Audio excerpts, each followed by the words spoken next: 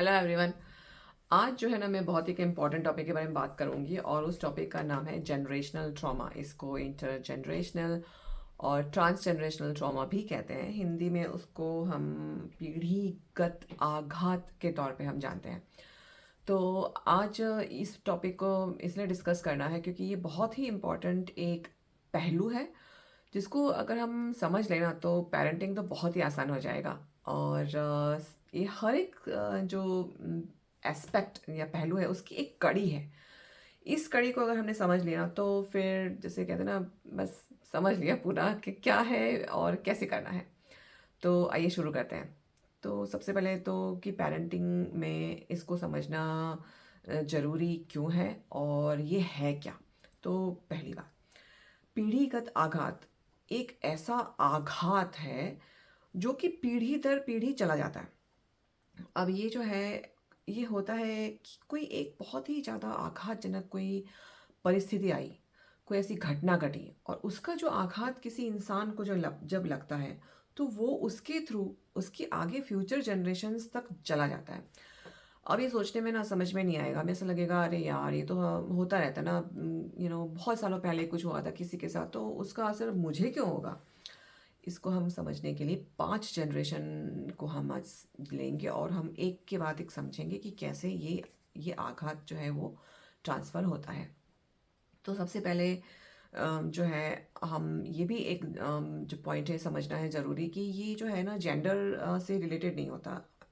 मैं एग्जांपल के लिए 5 जनरेशन की मदर डॉटर को लूँगी, लेकिन ये जो है फादर सन, मदर सन या फादर डॉटर में भी होता है और यहाँ तक कि ग्रेट ग्रैंड पेरेंट और ग्रेट ग्रैंड कोई भी रिलेटिव एंड उनके ग्रेट ग्रैंड चिल्ड्रन में भी देखा जा सकता है। तो ये हो गया एक पॉइंट। अब हम इसको समझने के लिए जैसे मैंने कहा 5 जो है जनरेशन की मदर्स और डॉटर्स को लेंगे। तो उसमें सबसे जो हम पहला जो है वो है पर नानी। तो यहाँ पे सोचिए आप, पर नानी है, उसके बाद में आई नानी, फिर आई मदर, फिर आई डॉटर और फिर आई ग्रैंड डॉटर। ठीक है। तो ये 5 जनरेशन की जो लेडीज़ हैं उनमें से सपोज़ पर नानी जो है वो रहती थी आज से तकरीबन 100 साल पहले। ठीक है।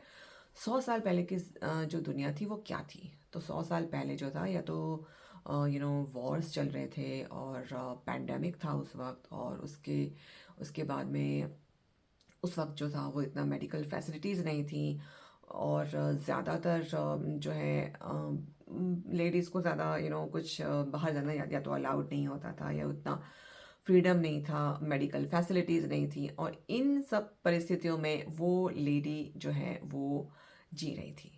ठीक है। तो आप तो समझ सकते हैं अब कि लाइफ कितनी डिफ़िकल्ट थी। अब इस परिस्थिति में जब वो माँ बनी तो उनके लिए सबसे ज़्यादा ज़रूरत क्या था कि बच्चे जो हैं वो सुरक्षित रहें। तो उस वक्त जो है उन्होंने वो सब कुछ किया होगा जो कि उन बच्चों की जो है सेफ्टी के लिए इम्पॉर्टेंट है। देखिए यहाँ पे वेलबींग नहीं आएगा, यहाँ पे सेफ्टी इम्पॉर्टेंट है क्योंकि उस वक्त ज़िंदगी और मौत का जो है ना, जब खेल होता है तब इंसान सेफ्टी देखता है ना। उस वक्त और सब पहलुओं पे ध्यान नहीं दिया जाता है। तो इसी एनवायरनमेंट में जब नानी माँ पैदा हुई तो नानी माँ ने देखा कि ये बहुत डिफ़िकल्ट टाइम पीरियड है। तो नानी माँ ने ऐसा डिसाइड किया होगा कि जो है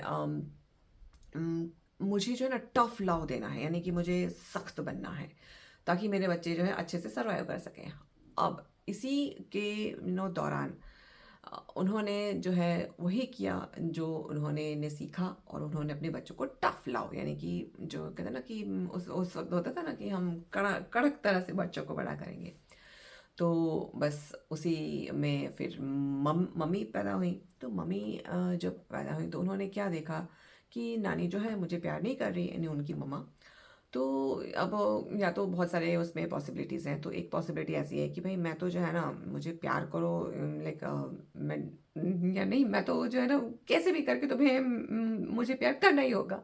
तो या तो वो जो लेडी है, या तो दो तरह से हो सकता है, या तो वो एकदम सबड्यूड जिसको कहते हैं ना, एकदम छुई मुई जैसे हो जाएंगे कि हाँ भाई मैं तुम जो भी कहो मैं वही करूँगी।